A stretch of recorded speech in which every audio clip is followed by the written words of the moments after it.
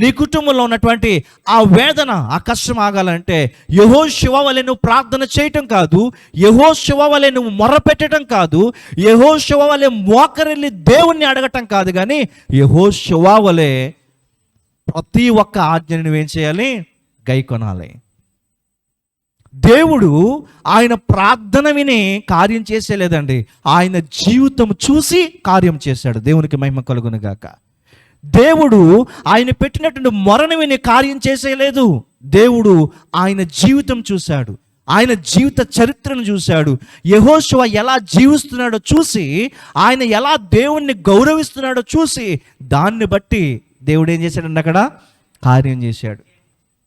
యెహోషువ వాళ్ళకి నేను ప్రార్థన చేస్తానంటే ప్రార్థన అనేది ఇంపార్టెంట్ కాదు. అక్కడ ఏంటంటే ఇంపార్టెంట్, అలా జీవించటం, అలా నడుచుకోవటం అనేది ప్రాముఖ్యమైనటువంటి విషయం. చాలా చక్కని మాట రాశాడండి ఆయన.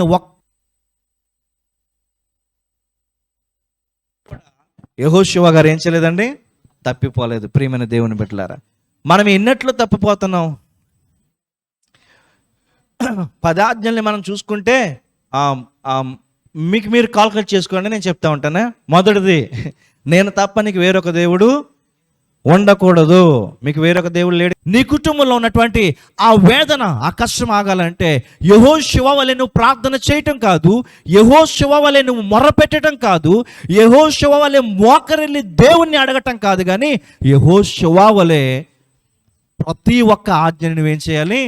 గైకొనాలి. దేవుడు ఆయన ప్రార్థన విని కార్యం చేసేలేదండి, ఆయన జీవితం చూసి కార్యం చేశాడు. దేవునికి మహిమ కలుగును గాక. దేవుడు ఆయన పెట్టినటువంటి మొరను విని కార్యం చేసేయలేదు. దేవుడు ఆయన జీవితం చూశాడు, ఆయన జీవిత చరిత్రను చూశాడు. యెహోషువ ఎలా జీవిస్తున్నాడో చూసి, ఆయన ఎలా దేవుణ్ణి గౌరవిస్తున్నాడో చూసి, దాన్ని బట్టి దేవుడు ఏం చేశాడండి? అక్కడ కార్యం చేశాడు.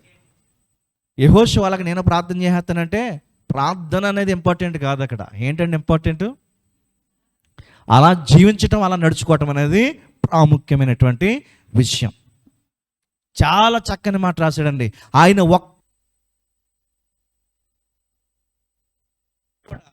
యెహోషువ గారు ఏం చేయలేదండి?